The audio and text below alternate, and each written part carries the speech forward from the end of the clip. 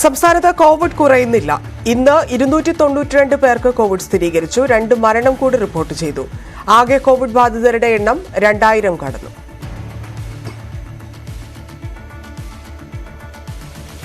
വീണ്ടും കോവിഡ് ഭീതി ഉയർത്തിയാണ് corona Omicron വൈറസിന്റെ JN1 വകഭേദം എത്തിയിരിക്കുന്നത്. ലോകത്തിന്റെ പല ഭാഗങ്ങളിലും നിരവധി പേരെ ഈ വൈറസ് ബാധിച്ചു കഴിഞ്ഞു. കേരളത്തിലാണ് ഇന്ത്യയിലെ ആദ്യ JN1 വൈറസ് ബാധ കണ്ടെത്തിയത്. ഇപ്പോൾ പടരുന്ന കോവിഡ് വലിയ ആശങ്കയ്ക്ക് വകയില്ലാത്തതാണെങ്കിലും രോഗവ്യാപന തോത് കൂടിയതാണ്. വരാനിരിക്കുന്ന പുതുവർഷാഘോഷങ്ങളിൽ ഇത് മുന്നിൽ കണ്ട് കനത്ത ജാഗ്രത പാലിക്കണമെന്നാണ് ആരോഗ്യരംഗത്തുള്ളവർ നൽകുന്ന ഉപദേശം. വീണ്ടും കോവിഡ് വരുന്നു. ഈ വാർത്ത വന്നു തുടങ്ങിയിട്ട് ദിവസങ്ങളായി. നേരത്തെ കോവിഡിന്റെ 2ാം ഘട്ടത്തിൽ പടർന്നു പിടിച്ച ഒമിക്രോൺ വൈറസിന്റെ ഉപവകഭേദമായ JN1 ആണ് ഇപ്പോൾ രാജ്യത്ത് രോഗവ്യാപനത്തിന് കാരണമാകുന്നത്. ലക്ഷണം മുതൽ രോഗത്തിന്റെ തീവ്രത വരെ വ്യത്യസ്തമാണെന്നാണ് ആരോഗ്യ വിദഗ്ധർ പറയുന്നത്.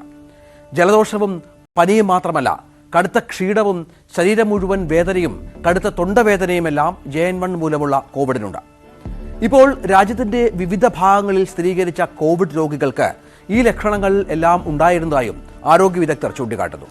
ഏതായാലും വരും ദിവസങ്ങളിൽ കോവിഡ് വ്യാപനത്തോത് കൂടുമെന്ന് തന്നെയാണ് കണക്കാക്കുന്നത്. മനുഷ്യർ JN1 കോവിഡിനെ പ്രതിരോധിക്കാനുള്ള ശേഷി നേടുന്നതുവരെ ഈ വൈറസ് നമ്മുടെ ഇടയിലൊക്കെ ഉണ്ടാകുമെന്നും കോവിഡ് പിടിപ്പിക്കുമെന്നും ചുരുക്കം. ഇപ്പോൾ JN1 മൂർച്ഛിച്ചാൽ എന്തെല്ലാം സംഭവിക്കാമെന്ന് ഉറപ്പായിട്ടില്ല. വളരെ വേഗത്തിൽ പടരുന്ന വൈറസ് വകഭേദമാണെന്ന് മാത്രമാണ് വിദഗ്ധർക്ക് കണ്ടെത്താനായിട്ടുള്ളത്. യുവാക്കളെക്കാൾ പെട്ടെന്ന് വൈറസ് ബാധിക്കാനുള്ള സാധ്യത മുതിർന്നവർക്കാണെന്നും ഇവർ പറയുന്നു. മറ്റു രോഗങ്ങളുള്ളവർ കാര്യമായി ശ്രദ്ധിക്കുക തന്നെ ചെയ്യണം. ജലദോഷവും പനിയും മാത്രമല്ല, പെട്ടെന്നുണ്ടാകുന്ന ശരീരമാസകലം വേദന, കടുത്ത ക്ഷീണം, വെള്ളം പോലും ഇറക്കാനാവാത്ത വിധം തൊണ്ടവേദന എന്നിവയൊക്കെ തന്നെയാണ് ലക്ഷണങ്ങൾ. പക്ഷേ മുമ്പ് പിടിപെട്ട കോവിഡിനേക്കാൾ കൂടിയ അളവിലും തീവ്രതയിലുമായിരിക്കും ഇതൊക്കെ.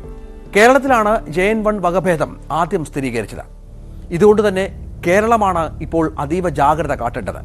പ്രത്യേകിച്ച് നമ്മുടെ നാട്ടിൽ പനിയും ജലദോഷവും ശ്വാസകോശ രോഗങ്ങളും ഈ നാളുകളിൽ കൂടുതൽ റിപ്പോർട്ട് ചെയ്യുന്ന സാഹചര്യത്തിൽ ജാഗ്രത കുറച്ച് കൂട്ടിയേ മതിയാകൂ.